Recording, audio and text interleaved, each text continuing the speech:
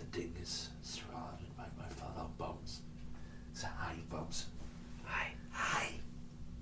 Nice of you to join us today. Or tonight. Or whenever you listen to this. All kinds of platforms across the interwebs. Let's get into it. I hate Beautiful this. intro. Thank you. That's the quietest I'll ever be tonight. So. I'm sure. I just got to make sure I soundproof this room next.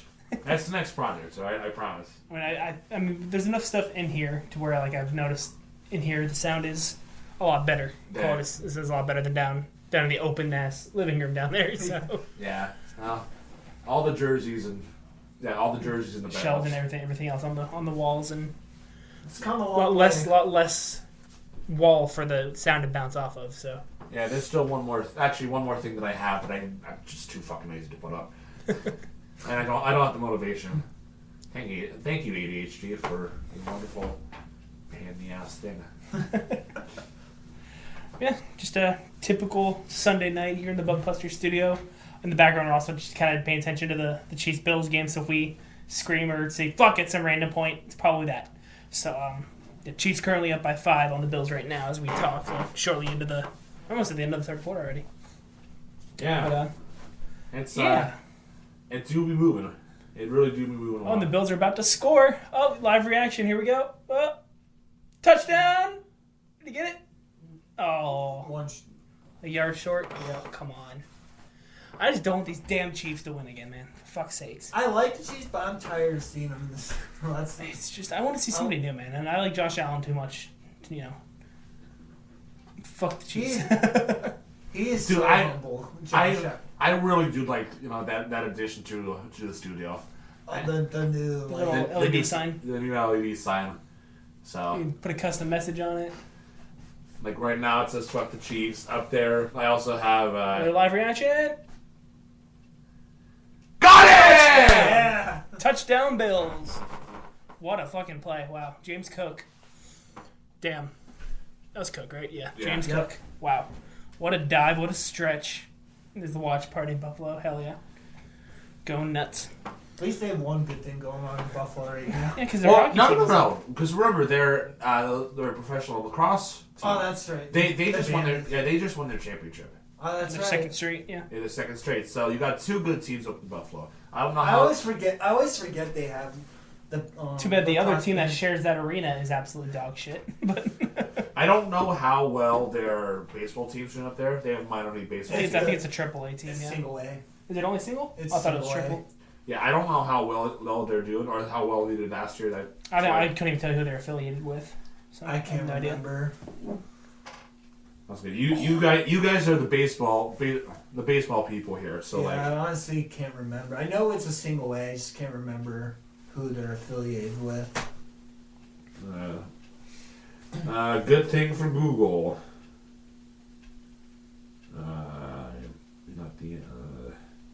I gotta scroll through all this. While I look that up, do you guys have any? Oh, let's start with OHL news, Jeff. Yeah. Why didn't you get us going here, man?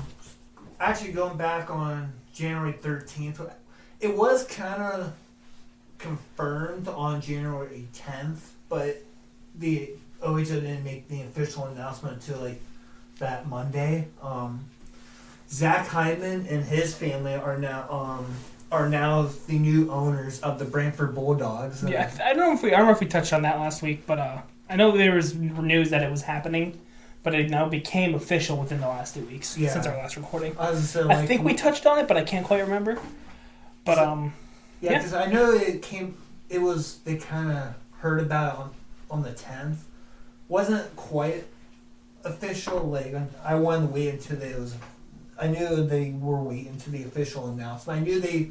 I had a feeling they waited to do the announcement because of the Connor McDavid prospect game that happened in Brantford. So I assume they wanted to kind of make the announcement along with that prospect game. Yeah. But yeah, that's honestly pretty cool. And actually, I didn't realize the owner they just bought it off of. He owned the Ottawa Senators and the Belleville Senators as well. oh really? Yeah, I didn't know that until after the deal was done. So I thought that was kind of interesting. Yeah. So the Buffalo Bisons are the Trip A affiliate of. Oh, Trip A. They're the Trip A affiliate of The Blue Jays? the Blue Jays. Blue Jays, okay. I mean, it makes sense considering they're right friggin' there. It clicked right as you went to say it because I'm pretty sure when COVID was happening, the Blue Jays weren't allowed to play up in Toronto. They had to play down here in America, and that's where they ended up playing their games, was at the Bison's field. Which makes sense because, again... But you don't really need to be worried about, attendance because there wasn't fans that year, so... But, they ended up playing their home games at the Buffalo Bison's field, so it makes sense. I guess location-wise, too. Technically, literally right across the borders, so... I mean, I'm just trying to think. The drive up there, it was 4 hours from here to Toronto from my place. Hold on. Excuse me, sounds about right. You and Bobo took that day trip up there last year. Yeah, 2 years ago. So 3.5 hours from studio to the Hockey Hall of Fame. So give or take an hour. Buffalo, that stadium is the halfway point. Yeah. So hour 15. You literally pass it through on one of the interstates. Yeah, so hour 15, give or take, traffic and how easy it is to get across the border. And it's for whatever reason, it's a lot tougher getting to the States than it is to Canada. Yeah. But that's a whole different story for not the podcast. Yeah. not Blockbusters. Yeah, before we jump into the OHL news, let's talk more just Otters hockey since last recording. Record of 3-3 since the last recording. Went on to win 2 of a 3-3 road trip against the 67s and the Petes, 4-1 and 5-1 respectively, and then lost the third at Kingston 6-2. And then another 3-3 this past weekend, 2 of them at home, 1 of them on the road. One on this past Friday night against the Ice Dogs, a 3-2 shootout win, which I heard was an incredible game. It was a good game. Against a team that we did not expect to be a top dog, pun intended, this year, and they are. Noah Erliden and Owen Flores were incredible. Yeah. And then a very tight, heartbreaking loss on Saturday night to the Kitchener Rangers in Erie, 4-3. And then a kind of a whooping. Niagara got the revenge on us earlier this afternoon, 6-3 in Niagara. That game last night was another very close game. I think I'd said it to Colin when we met back up at the car. I'm not disappointed with how we played that last night. No. It was still a very strong game. Ty Henry definitely needs some discipline. Needs to stay out of the box. I think I saw a stat, now 12 consecutive games where he's had a penalty. Yep. If you take out the first 20 minutes of that game, the Kitchener game, obviously they looked sloppy. They weren't themselves, but offensively, we did pretty good defensively. Obviously, we surrendered 21 shots in the first period alone, and then four in the second. Noah let turn aside 19 of them, and then the four shots against that second period. That second period, we outshot them 15-4 in the second period or 16, something like that. 16-4. Which is crazy to think. Kerry Torrance's penalty shot, which got the crowd just absolutely fucking wild. Yeah, just an all-around amazing second period. And third period, again, very strong third period as well. Just kind of an unfortunate penalty at the end there, which probably should not have been called. Missed hit led to a leg-on-leg contact. I'm not going to say knee on knee. It wasn't knee on knee. No. So, which led to a tripping, and then again led to the unfortunate game-winning goal. The no goal should have been played dead, called dead after Sods went down. Clearly, that icing before that shouldn't have been called. It was literally almost center ice. So. And it didn't even hit the goal line. No. So either way you look at it, no icing, play should have went on. But it's just typical Erie OHL refs for you. Just the refs that we get stuck with watching. And then hesitating on dropping the puck and then I've never seen that in my 25 fucking years of watching hockey. I've never seen that before. Maybe 1, maybe 2, delays. But there's 3 or 4 times he went to drop it and blew the whistle. Just drop the fucking puck. People were just oh my god, I've never seen that. The refs have gotten a lot worse and worse over the years, and I know there have been it's a fact out there that they don't like traveling to Erie. OHL refs do not like traveling to Erie. We're so out of the way, but it doesn't matter. Do your fucking job. And I fucking hate those people that defend them like, well, they have a very tough job. No, they fucking don't. Like, it's not a hard fucking job to do correctly. there are 8 eyeballs out there. Most of the time, they're looking at the play. They're looking at what's happening, and then they decide not to do anything. Like the one last night that actually was a call for us, call on Kitchener. A play that happened like down towards where we were sitting. A ref 90 feet away down at the other fucking goal line called the penalty. Those are the ones. Again, it was a penalty on Kitchener, so I was happy we got the power play out of it. I think that might have been the one we actually scored on. But still, I was like, how the hell does this guy way down there make the call? Those are always the ones that always I don't get. Like the one actually that's actually calling it doesn't call it in the one like kind of says like 90. The one that is literally right in front me to call in distance away from the play doesn't call it, but the ref 80 feet away calls it. I think another thing, Colin and I were talking. We actually were talking about this on Friday's game, like watching Erlenden coming out and play the puck. We were talking ever since him coming over from Sweden. Like we noticed, he's getting more confident of actually coming out and playing the puck and that. Yeah, where he at the beginning he was like, you could tell he was like he hesitated. Yeah, because the league you played in, like goaltenders never play the puck. Yeah. You stay. Your ass is in this goal. You do not. The only time you move is to save the puck. That's it. Do not go behind the net. Do not do anything else. That's your job. That's stereotypical. If you're a goaltender, tend the goal joke. That's legit what they do. Tend the goal. Yeah. Whereas obviously over here stateside, it's like, okay, you can go out and play the puck. You have a lot more freedom. So every time I hear that, I can't help but hear Steve Dingle screaming, "Tend the goal!" Thanks, Steve, for that. So, yeah, now we can jump into what's our milestones and news from throughout the league. And then obviously talked about the Zach Hyman and his feeling buying the Brantford Bulldogs. Columbus Blue Jackets prospect. This is on the only one January 15th milestone. Columbus Blue Jackets prospect Noah Milan gets his 4th career OHL shutout and his first with the Greyhounds in a 7-0 victory versus the Peterborough Petes. We'll be back to Noah Milan later. Because there's actually a little note I put in the group chat earlier.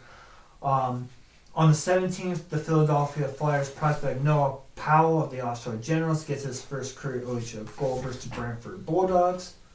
Matthew Manza of the Sarnia Sting gets his first career OHL goal versus the Sudbury Wolves.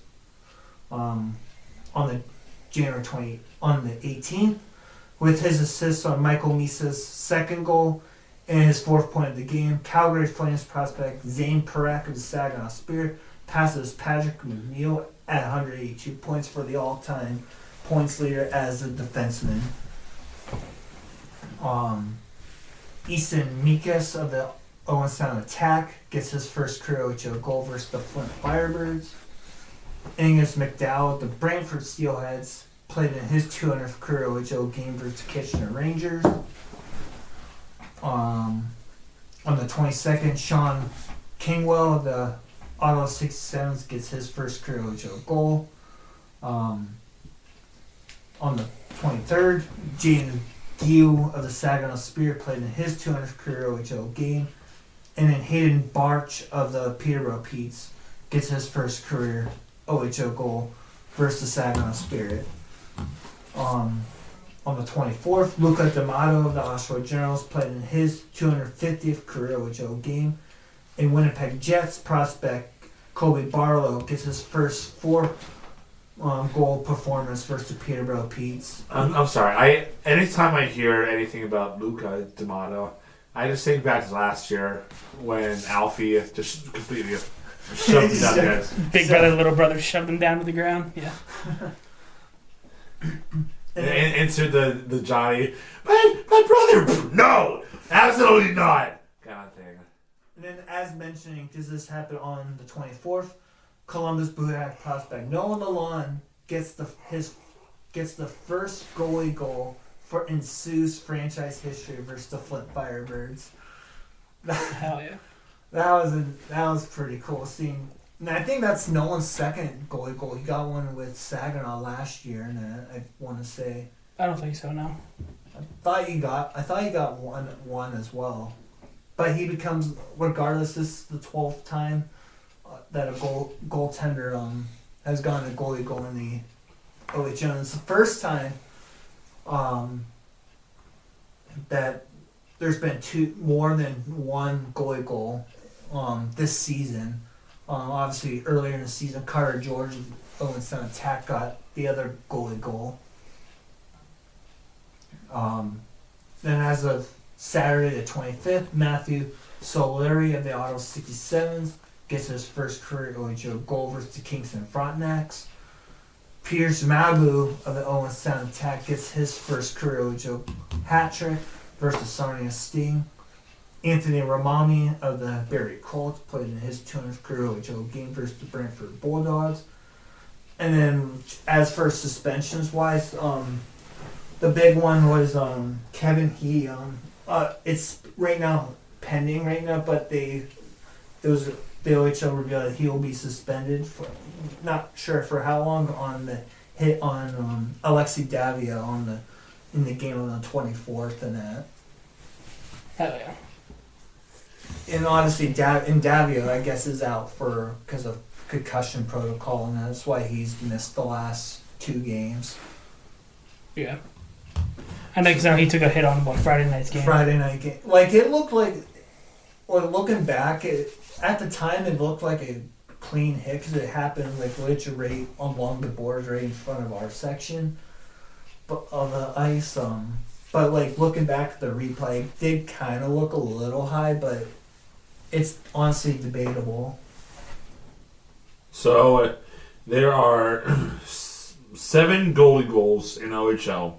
3 of them, 3 names you might recognize. This first name it's been a while. Tyler Parsons of the London Knights. And then some of the recent 2 are Carter George and Nolan Lalonde. Okay. I know Barry had one last year from what I saw. Other names include Chris Clifford, Pete McGlynn, Ron Vogel, and Jason Houle.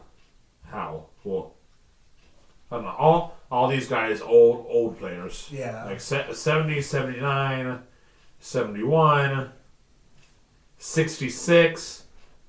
So, this is what I'm pulling up here in Quant Hockey. Quant.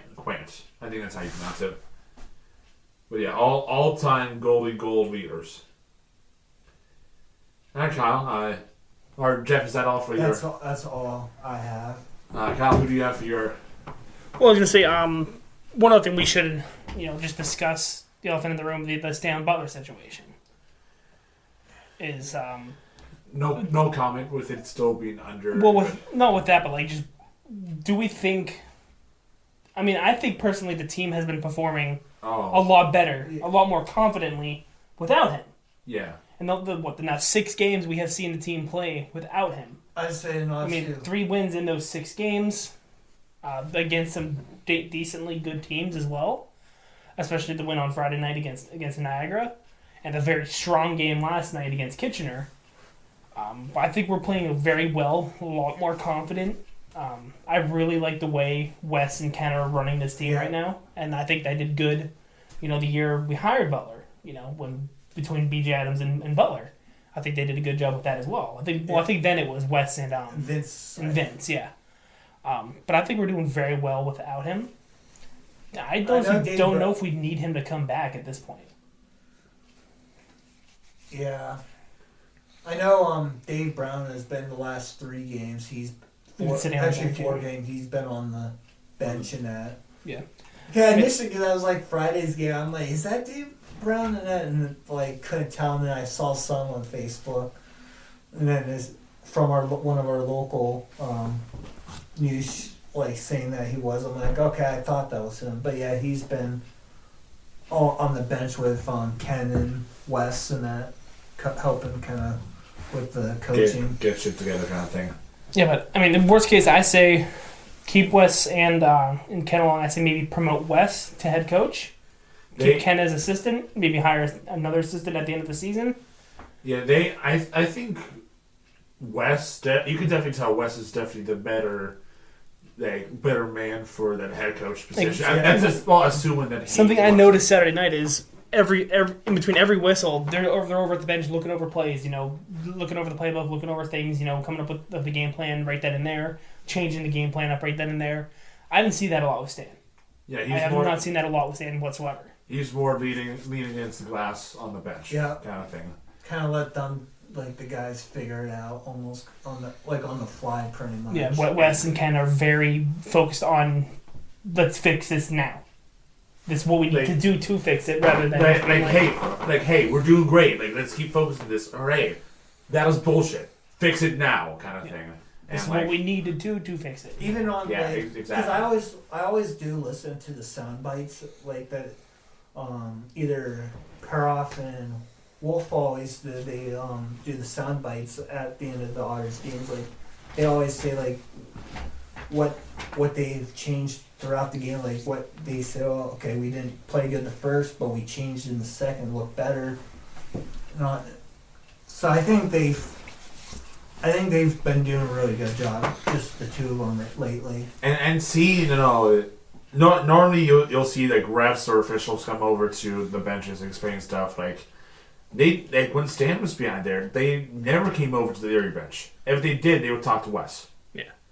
Or Ken, depending on what the period was. Very rarely you saw Stan actually say something a lot of time, unless he was really pissed or something. But you didn't see much emotions out of Stan Butler, whereas now.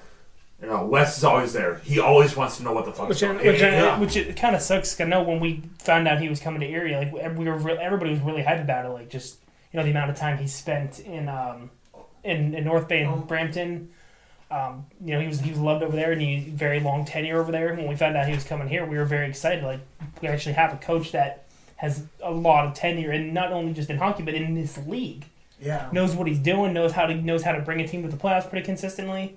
I think in his 21 years in North Bay / Brampton, he only missed the playoffs 3 times. And then the year he joined us, we missed, but he was only here for the last month and a half of the season. I'm not counting that. Yeah, I will not count that against the man. I'm sorry. I will not. Last 15, 20 games of the season. I will not count that against anybody. I said it was already the damage was done. We were already out of contention. We were already pretty far out of the But I think we're looking very good without him. Do we need him to come back? I don't know. If something changes and, I don't know, maybe this ends up being a wake-up call for him, whatever the situation is. We know as much as the organization has put out. That he's under investigation by the league or by the team. Which, that's something we're kind of sitting on our hands about and waiting for the Erie Otters organization to say, this is what happened, this is what our investigations came to. Yeah, and that's all we know. We don't have any insiders. We don't have any scoop. We know what they released. And that's all we're going to say about the situation. Professionally. On a professional standpoint. Until we know more, we'll just leave it as it is right now. Yeah. Until we know more about it. Yeah. But yeah, jumping to the NHL with a bunch of milestones. I did end up missing mine last week, but I went back and got a couple more or less just the first goals and a couple bigger milestones I was able to pull out.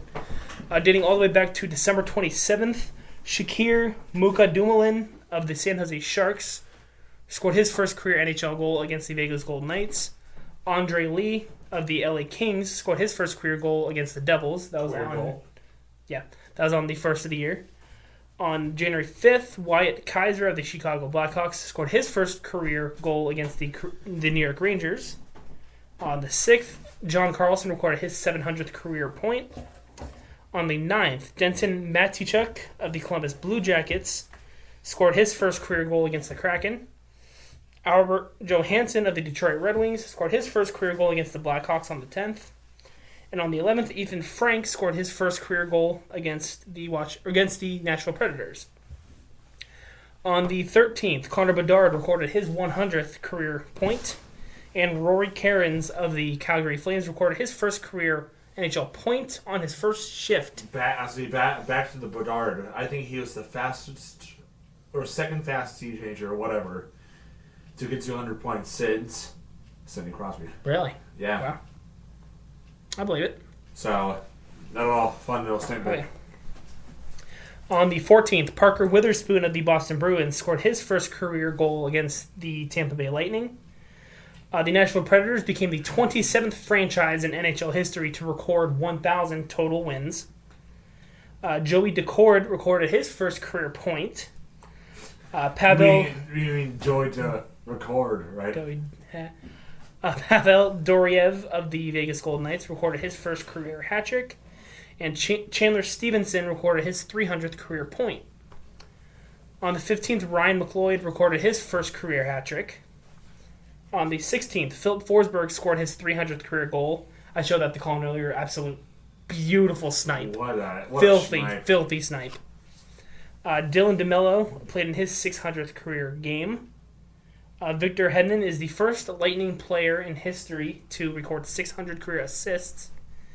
And Mark-Edward Vlasic becomes the 73rd player in NHL history to play his 1300th career game. 1300th career game. Don't want to take your time. This is hard. I get it.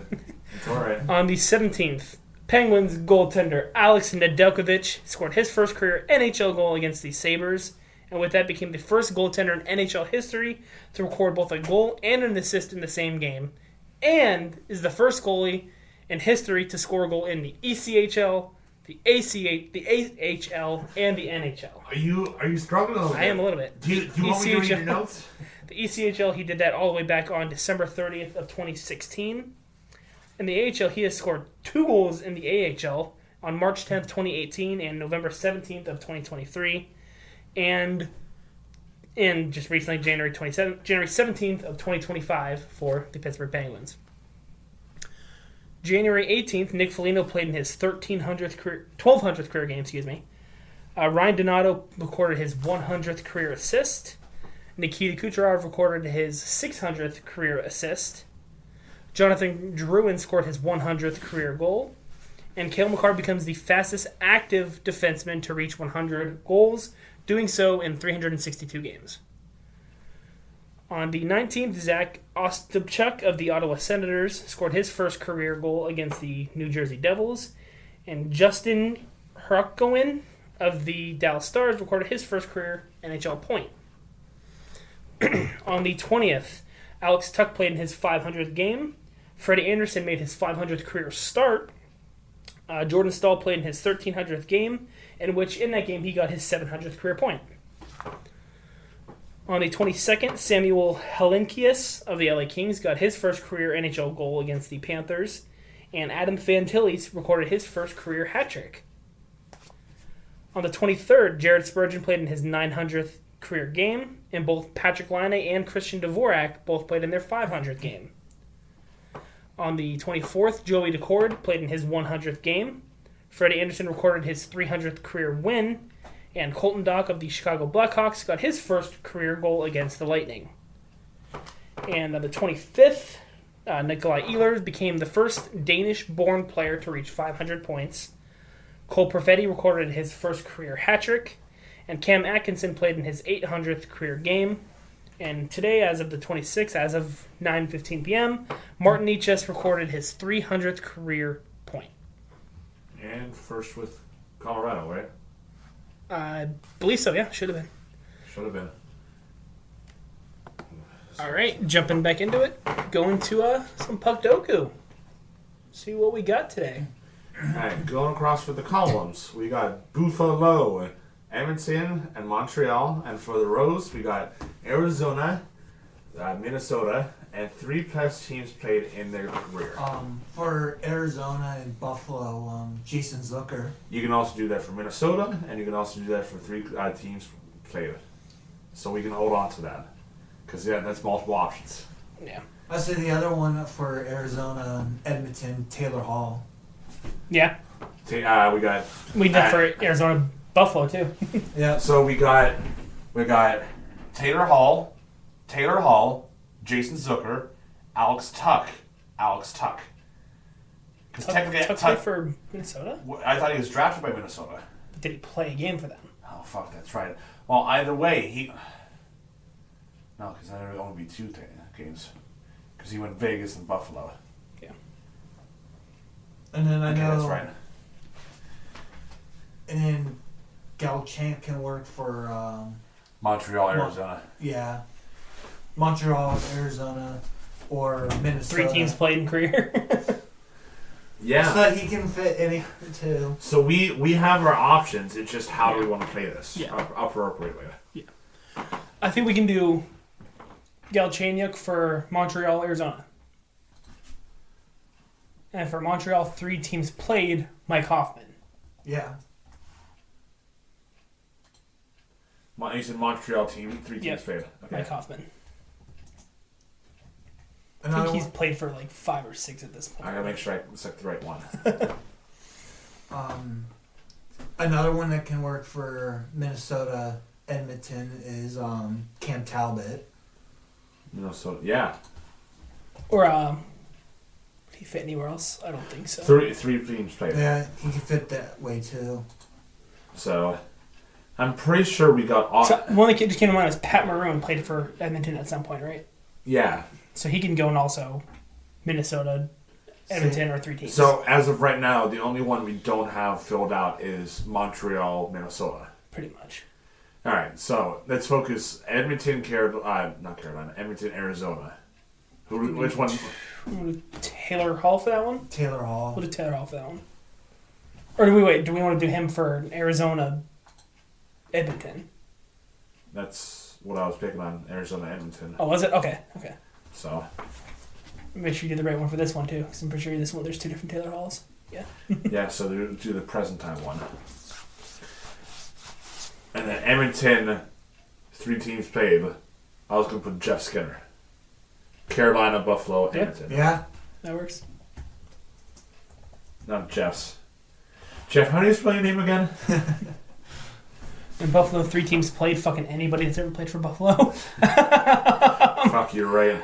Ryan Miller can work because Yeah. Good call. St. Louis, Anaheim, Vancouver. He played for St. Louis? Yeah. It was like Like briefly before Buffalo? it was or- right after he got traded from Buffalo to St. He Really? was only he Right. only stayed there for less than half. Really? Trade deadline. Trade deadline on of Yeah. that season and then went to And went to Anaheim. and it, the following or season. Vancouver. to Vancouver after that. Anaheim, and then Vancouver. He finished his career in Vancouver. I think he finished I in thought Anaheim. he finished in Anaheim. He finished in Vancouver. I'm pretty sure he finished in Anaheim. I'm pretty good. Here. Let me. I'm pretty positive he finished in Anaheim. Because he was in Vancouver for the, I think when he was in the Olympics. Shortly after. Let's see.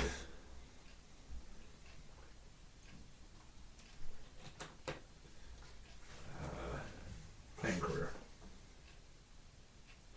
Sabres, a lot of Sabres shit. Not surprising. St. Louis traded February 28th. He was traded with Steve Ott for Halak Stewart and Willem Carrier and 2 future draft picks. Oh yeah, Vancouver and then Anaheim. That's what I thought. I was like, you're making me doubt myself, but I was pretty confident with I thought he finished in Vancouver, so that's okay, so yeah, Pat Maroon for Minnesota, Edmonton.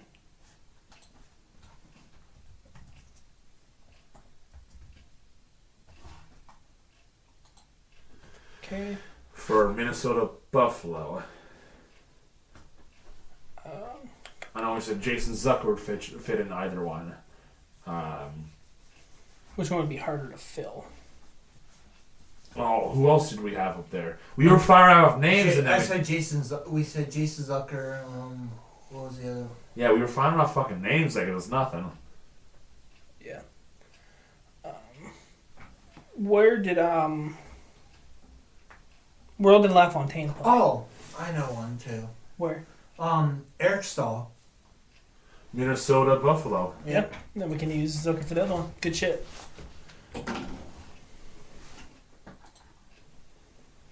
And Jason Zucker. We could have also done Eric Stahl in Minnesota Montreal, right? Yeah. I thought that one might be easier to get. So then we got Jason Zucker for Arizona Buffalo.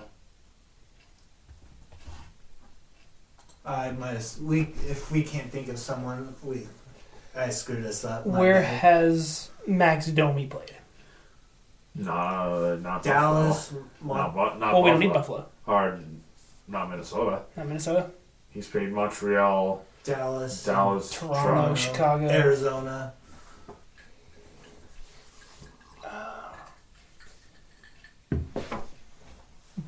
Did Bukestad ever play for Montreal?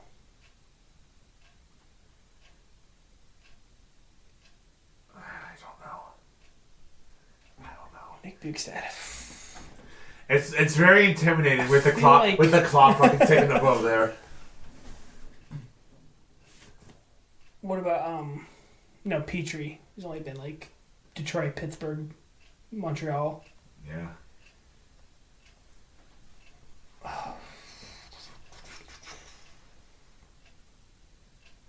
Not Koivu. Koivu played for both of them, but not the same one. I think Saku played for Montreal. Mikko played for Minnesota, but they never played for the. Neither one of them played for both.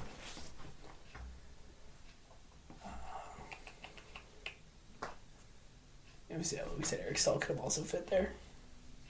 But I can't think of anybody else that would have played for Minnesota Buffalo. Yeah, that's the issue. He could have fit in both squares, so. What about like Gum thinking back to maybe like an Antiniemi? Did he ever play for Minnesota? I don't Cam know. Talbot, I don't think he ever played for He never played for Montreal. Montreal. This is the farthest east he's been is Minnesota, St. Paul area. Yeah. Or the Twin City area. What about somebody like Halak, Yaroslav Halak? Don't know if he played for Minnesota. I mean, my best guess is Bukestad, but I'm not confident that he played with Montreal. I think Florida, Pittsburgh, Minnesota for sure. Minnesota, Arizona, Edmonton. Utah, Edmonton. That's my best guess that I can throw out there is It's Nick Bukestad. Yeah, I'm drawing. Yeah. I don't think he did. This is one I pulled out of my ass, maybe. Nah. You Damn. stats. Eric Stahl, yeah. Eric So- Stahl, Thomas Vanek, Josie Theodore, Galchenyuk, Nuts Rise, Jordy Ben, Yeah, nobody really could have gone. John Scott, Or some other ones from Minnesota Buffalo.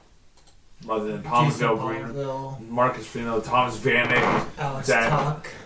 Alex Tuck. That's the one we said, and we forgot about him. Oh, That's the one we mentioned, but then we forgot about him with all the well, names. no, remember I had to put down for Buffalo and 3+ teams played, Yeah. and you had said we weren't confident on Yeah. Minnesota, so that's why we backed off of him. Because we weren't sure if he played for Minnesota, yeah. Blake Damn. Rolson, Matt Molson, Tyler Ennis, Tyson Jaws.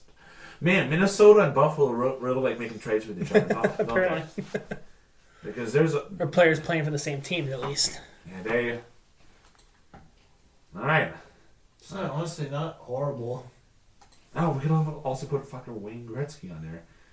How do Evander, we know? I'm broke back bitch Wayne. Kane, Bernard Curry, Mike Smith, Neil Yakubov, Cam Talbot's in 08. Connor Brown. Lucic, UC Okanagan, Samsonov. We could. Oh, I know, and that one will fit in this one. Never mind. All right. Alright. We try the hurdle that we've been doing. All right. John Moreau. I was gonna say him or give me Mo Sider vibes.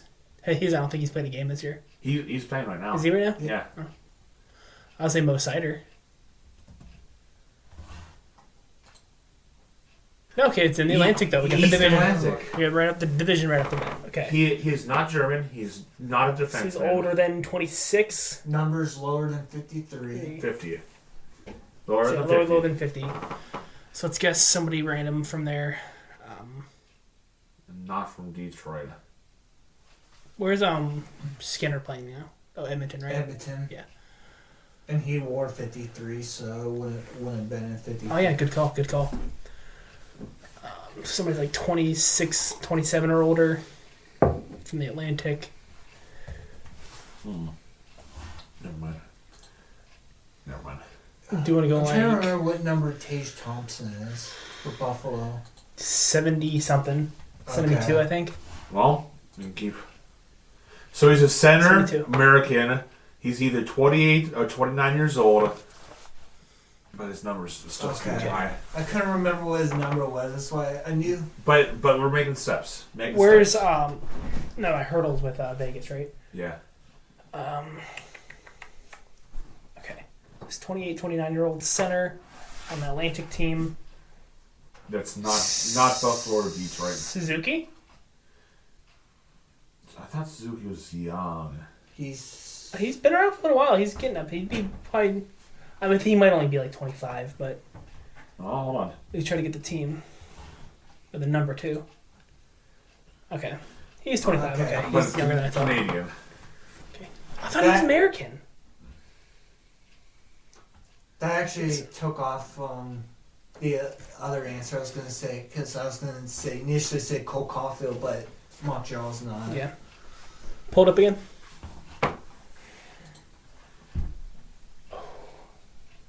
Not. Hair would almost look like Buffalo Days Eichel. That's what I was thinking. That's what I initially went. But his hair is also curly when it Yeah. gets long. That's the only issue.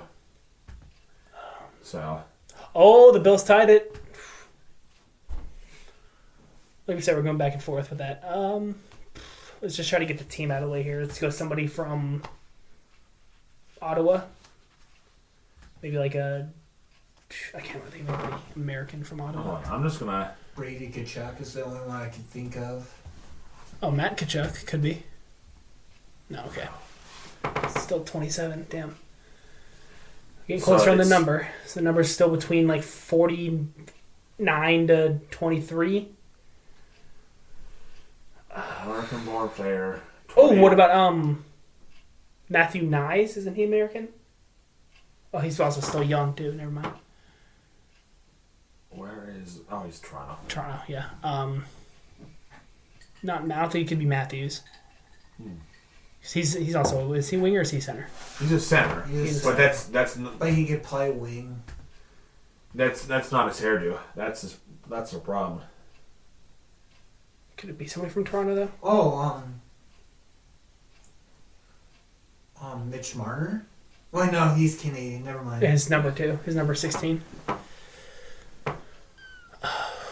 We could throw Matthews on there just to try to get the team, the number. So that's almost right in the middle for the number we would need. Below 34, 27. okay. He's 27 too. Man.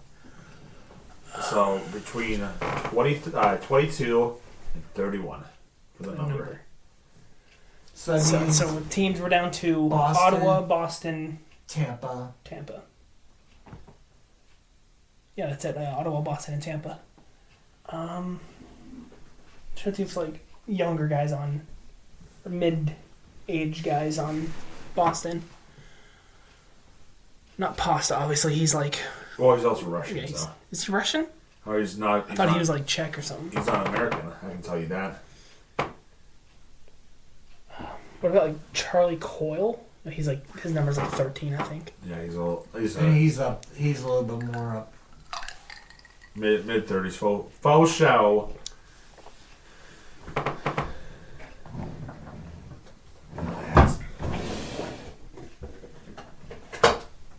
Oh, okay.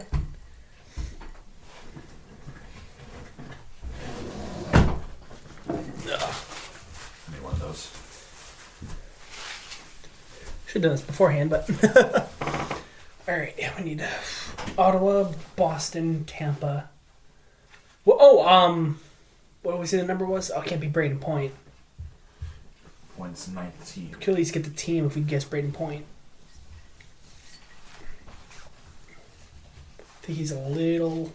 I think he's Canadian too, but yeah. Oh, it is Is it Tampa. 28? Okay, it's Tampa Bay. Tampa 28. His number is 22, 23. Who does that leave? Oh fuck. Center. Is it more than like 30 It, years? Like, it's their bond, one of their bond, like their third or fourth line center because their top two centers It's like, are Point, Sorelli. it's like that Michael Essimont or something. Is that his name? Essimont? Like ESSY? I know he's like number 23 or something.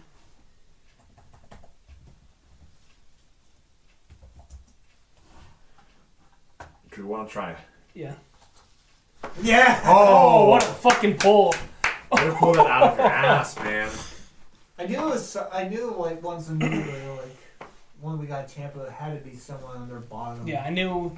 I wasn't even positive on his position, but I knew he was number 23, and I knew his age was close to that. But I also wasn't positive on his nationality. But I also wasn't positive that he was on Tampa.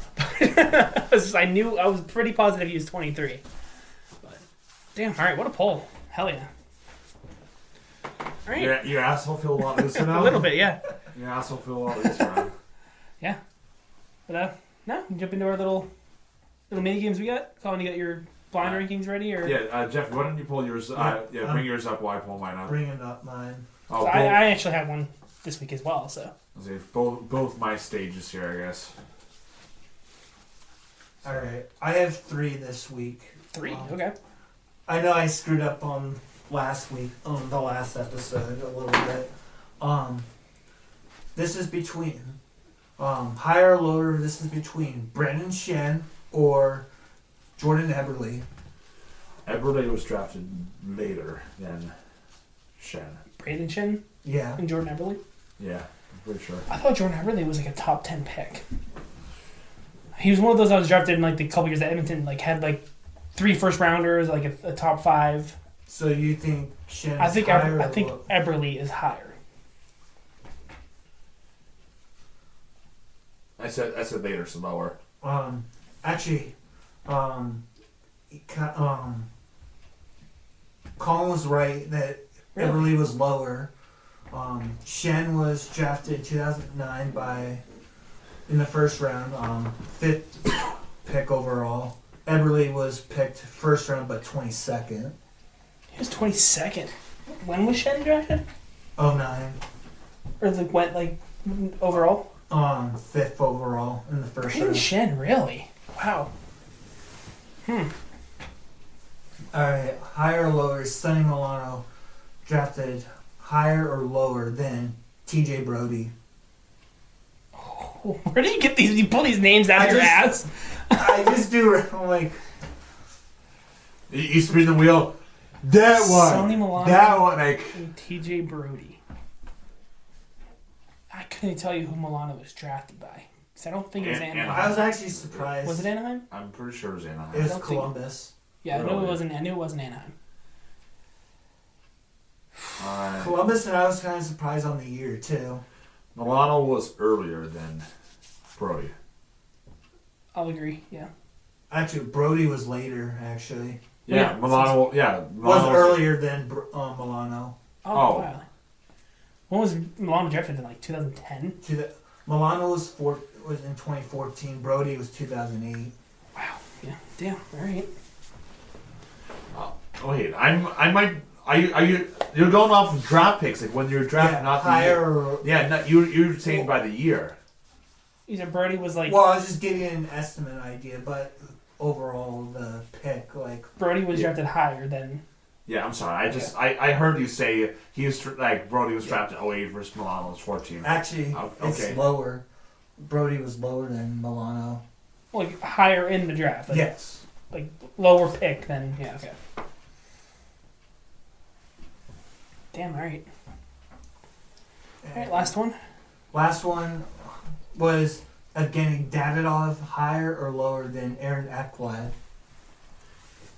Dabanov was later in the draft. Ekblad was number 1. Yeah. Ekblad was Yeah. in the first overall 2014. 2014, Yeah. correct?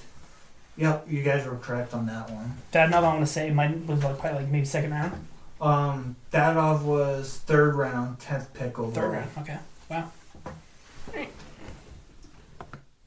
All right. Well, after a heartbreaking Buffalo loss, let's get back I mean, into it. that's probably the most heartbreaking I have Yeah. felt for a team that wasn't my own team to lose. As As much as as much as I don't want it to be the fucking Chiefs, we have a chance to see history. To see Yeah. the first NFL team in history to three-peat. I don't want it to be the fucking Chiefs, but a chance to see history. I mean, to see it twice this year. See the Chiefs be the first team to three-peat, and we might see Ovi break the record. Yeah. Anyways, yeah, Colin's got some more blind rankings for us here. Teams at the halfway point of the season. Like How this year's teams. Okay. Yeah, this season's teams. Are they doing great? Are they playing like shit? First up, the Blue Jackets. They're on the bubble. They're on a bubble team. They are. They're a I wild card team right said when we did our standings episode, I said they were going to be playing for pride in that. I was gonna say it's actually thankfully coming up here. I think they have. I think they have the second one, or at least tied with Tampa Bay for the wild card spot right now. So, given the second cycle through, you got Jersey in the third for the Metro. Wild cards. I know Tampa has the number one. Yeah, and I know 55 points. to Columbus. Yeah, Columbus. So they have the second wild card spot at Also 55 points. I think Tampa has a tiebreaker because they have a game in hand. Yeah, it's a game at hand. But anyway, the Blue Jackets. Don't think they're 3 though, but they're not 5. So I think even it out at 4. Yeah. You called that? Alright, at number 4, you got CBJ. The Toronto Maple Leafs. First in the Atlantic, second in the East. Are they that good? Are they second in the East right now? They're second in Wow. the East. Only to the Capitals. Really? Yeah. Okay. Like always, they're gonna pull what they do in the regular season, then this is just how they're doing as of right now. yeah. The 2024-2025 season. Yeah, they're first in the Atlantic at 62 points. They're 1 point over second place Florida. Both of them have 50 games played. Oh, they're third. I'm sorry, they're third in the East behind Carolina and Washington. And they are 7th in the league. Okay. So there's only realistically 6 teams he can give us to go above them. Is he going to do 1? Probably 2? Probably. Oh, will I? So Or do you will I want to not? put him at 2 or 3? Or do we want to try to put him at 1? A sneaky 1? I don't know. What will I do? I say guaranteed at least 2. Do we try to sneak him in at 1? That's what I'm trying to debate. I'm like, do I want to put him He's one? been fucking with us with these, so like we could sneak him in at 1. Okay, is that lock in? What do you say? I say sneak him into one. Sneak him in the 1? We're going to sneak him in the 1. First round exits at number 1. Yep. All right. Next up, Washington. Of course. First in the East, first Metro, first in the East, first in the league. Are they the best in the league right now? They are the best in the league. Well, you got to put them at 2 then. Yeah. You got to put that at 2. I was going to say they are currently tied with Winnipeg at 71 points, but have the tiebreaker because they have 2 games in hand.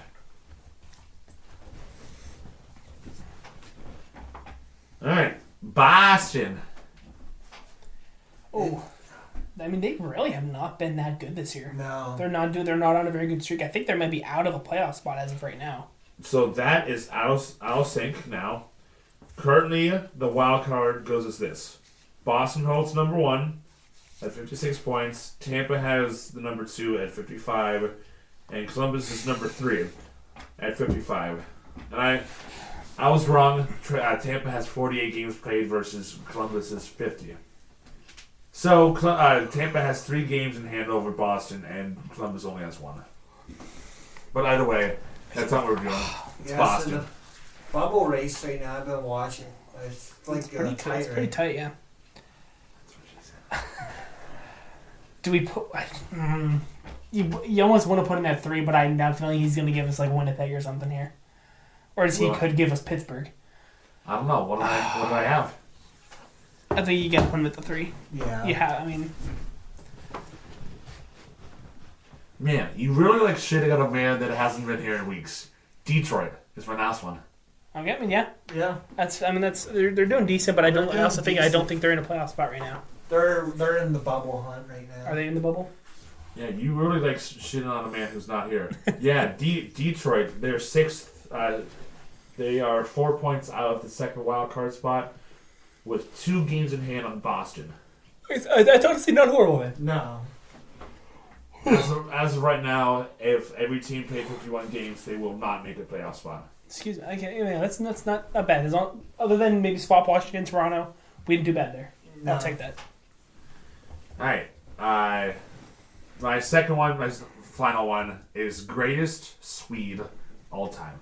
Oh, So they don't play in the NHL. Okay. Greatest Swede of all time. First up, Henrik Lundqvist. The king. Damn. Oh. I'm thinking again, middle or two. Right off the bat. We can leave some wiggle room, but oh man, if he's going all time, there's a lot of good Swedes. There are so many good Matt ones. Sundin is up there. I'm okay with 2 or 3, whichever one you're I'm okay okay with 2. with. 2? Okay. Peter Forsberg. Forsberg, yeah. That's kind of why I was wanting to leave. Is he better than Matt Sundin? Is the question. I would say yes. I would say yes. I'd put Forsberg at 1. You're gonna put him at 1. I'm trying to think of some current Swedes that maybe it could be better. Let's see. You got Carlson. You got Eric Carlson. Williams. Both William and Eric are Swedish. Okay. I mean, William Karlsson, I don't think would be better than anybody on this list. No. But I feel like you guys are both overthinking this and not thinking about it at all. Yeah, So I'm say 3. Jeff. I initially said 1, so we're kind of. I'm just thinking. I feel like there's one obvious one that we're missing. That's going to be a clear 1. So if we get him, if he gives us Sundin, put Sundin at 4, and then the other one at 5. But I'm okay with 3. or do you want to put him at 1? I feel like the safe bet is 1, but Put him at 1. Fuck it. Put him at 1. Okay. 3 on my list. Daniel Alfredsson. Okay. All right. that's actually not a bad one. That's not a bad one. That's another one though. If he does give us Matt Sundin, is Matt Sundin better than Alfredsson? You guys are saying Matt Sundin like I would put him on this list. I could, but like he's your go-to guy right now, isn't he? I'm just trying to keep him in mind if you do use him. Alfredsson. We really want to do the 1, 2, 3 and then go all the way down. With all due respect to him, I almost have to put him at 4, I think. Yeah. With all due respect to Daniel Alfredsson. The next person on my list, Victor Hedman. Oh, man. I'm okay with him at 3, though. Or you want to try to save 3? I want to try to save 3, put them in. Put him at 5. That one hurts, but I heard, but yeah, I feel like he might give us EK here. He might give us Sundin. Could give us either the Sedins. I think the Sedins are both Swedish. yes. All right. I'm gonna surprise you here. I hope you know this is back-to-back blind rankings where you're insulting a man who hasn't been here in weeks. That's me, Eric Carlson, isn't it? Nick Lindstrom. Okay. No, I mean that at 3. That's honestly fair though. That's honestly fair. Honestly, I would have done like, yeah, I could have bounced back and forth with Lundqvist and Lindstrom, but those two would have been 1 and 2. I mean, I think those Forsberg top being 3 three. could be, I think, rearranged in any order. Those top 3. Yeah, Could be rearranged in any order. I agree with 4 and 5. There's an argument, I think, for any one of those 3 to be arranged in the top 3. I'm not mad with that though. That's actually pretty solid. I'm not mad at that one. Again, if Ethan was here, man, he wouldn't be. I say he'd be fighting for her. He'd be pissed. Okay. Well, I know. I guarantee he'd be telling me and kind of like I'm telling. Let's see. There's 1, 2.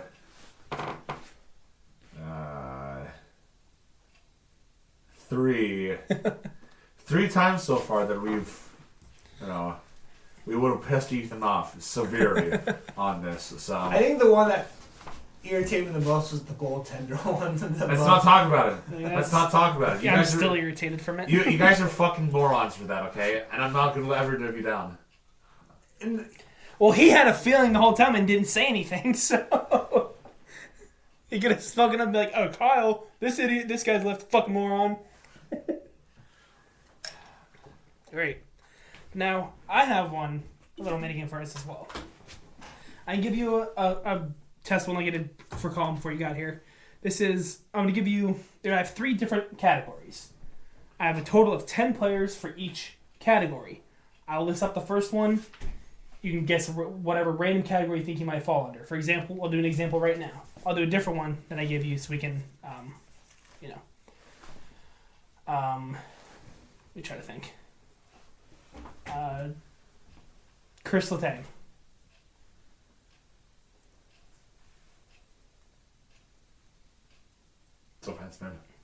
Defenseman. Yeah.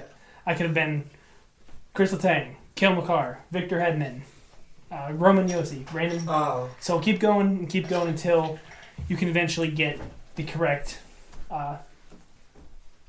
category. All right? Okay. All right. So first category, Victor Hedman. Defenseman. No. Scott Niedermayer. Captains.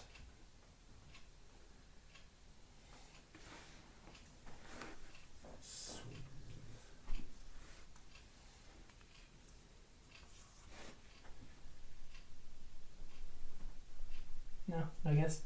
No. All right, Cale Makar. Oh. Stanley Cup champions. No. That's actually a good one.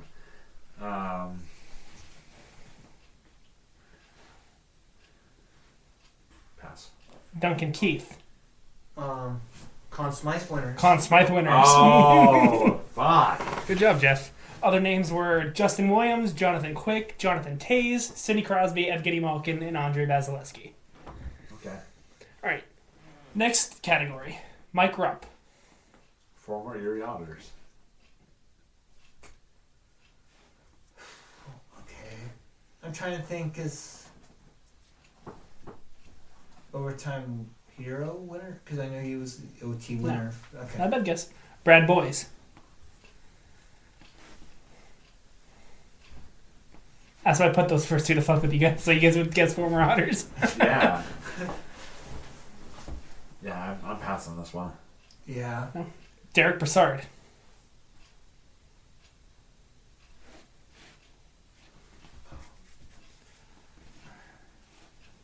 No. So nothing. All right. Matt Duchene. Former OHL players? No, not a bad guess though. No. Cam Talbot.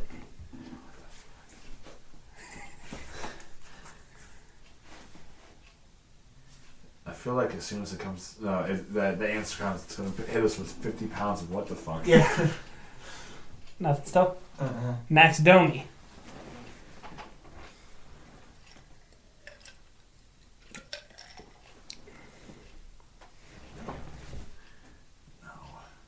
Can you go through the list again? Yeah. People, if you already said. Mike Rupp, Brad Boyes, Derek Brassard, Matt Duchene, Cam Talbot, Max Domi.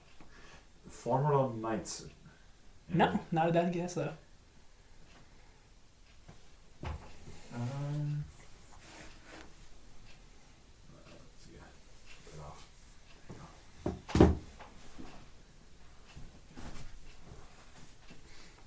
Still blanking? Yeah. Eric Stahl.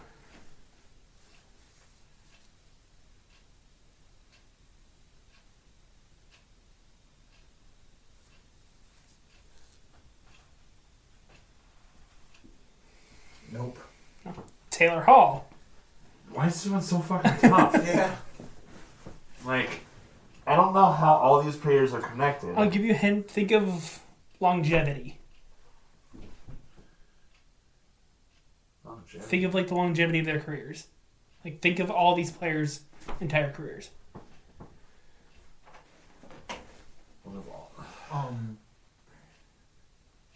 play for multiple teams? Other than being drafted. It's a specific number I'm looking for. Oh,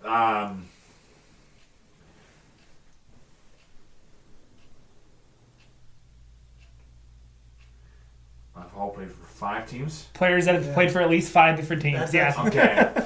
Last 2 were Craig Anderson and Alex Galchenyuk. I had to count, like, I was going through Tater, you can tell I was going through, like, Tater Hall, like, Yeah. you know. I was going through like boys, Brock, because I know they. I was thinking you guys might have gotten it when you got to Cam Talbot and then maybe Domi. But, No. That shit was a pretty good one. yeah, thank you. I got one more. Oh, boy. All right. First, Carter Verhaeghe.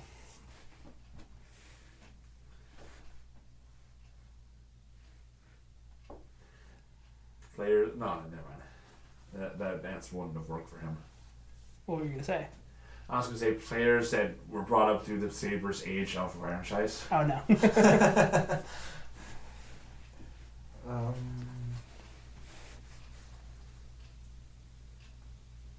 Nothing. Okay. Brooks Orpik.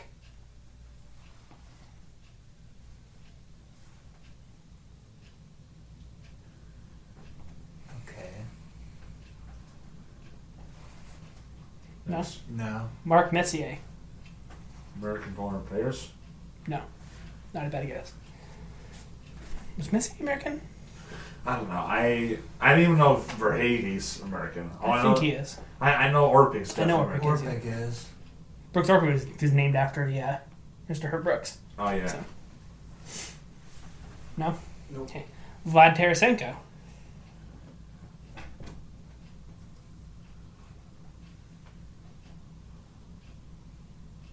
Players that are drafted late but still want to stay in the cup. No. Okay. Because Orpik was... Kind of on the right track. I was like, Orpik was the 7th. Verhaeghe was the 6th. Tarasenko was the 5th. You're thinking, you're getting there. You're thinking right. Next, Jonathan Quick. Or was it undrafted? No, Tarasenko never went undrafted. Never mind.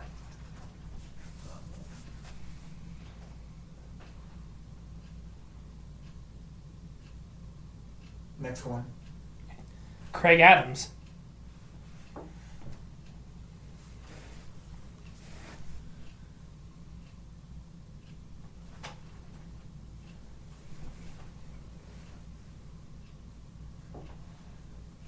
No.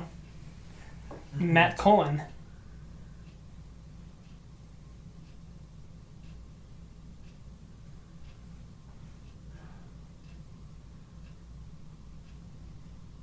No. Chris Kunitz. Oh my god.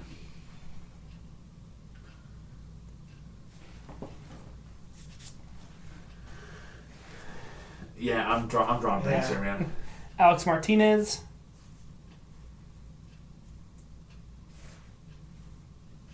No. And last one, Pat Maroon.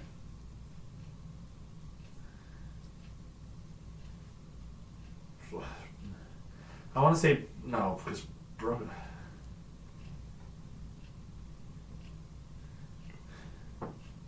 no. Throw a guess out there. Yeah.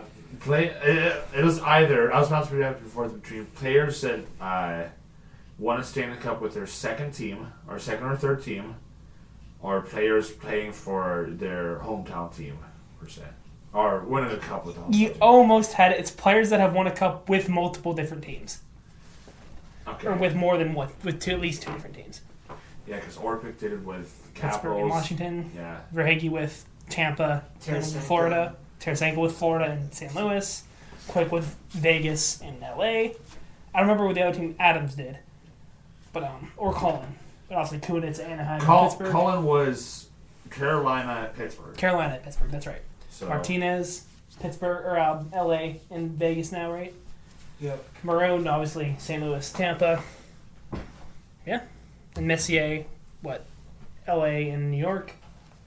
Not LA, not LA. No, Edmonton and New York and the Rangers. Carolina as well for Craig Adams. Yeah, okay, Craig Adams was the other one, yeah. Okay. Yeah, Craig Adams, although drafted by the Hartford Whalers in '96, won it in '06 with the Carolina Hurricanes, and then 09 with... Craig Adams was drafted in 96? Yeah, he was Really? born April 26th, 1977. Wow. So he's going to be 40 in like a couple years. 47. He'll be 50. He's He'll be 47 50. now. Damn. He'll be 48 this year. Damn. Played in playing career 99 to 2015. You know, Jeff, that was a good one for Jeff. Got that that first one pretty quickly. The Conn The Conn Smythe winners, yeah.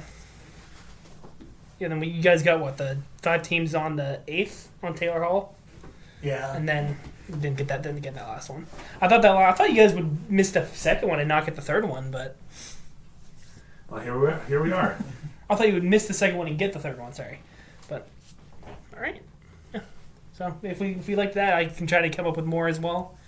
We each have our own little mini game every week and try to keep that going. Yeah. All right, and that will do it for this week's episode. A little bit shorter than we usually have been recently. I know we've been averaging about an hour and a half ish. This one's a little shorter than that, but We've only been down to 3 of us now. yeah. So 3 of us with the same IQ. yeah, pretty much. No, I'm not dissing Ethan. Ethan's pretty good, but yeah. actually we have a higher IQ with. Never mind.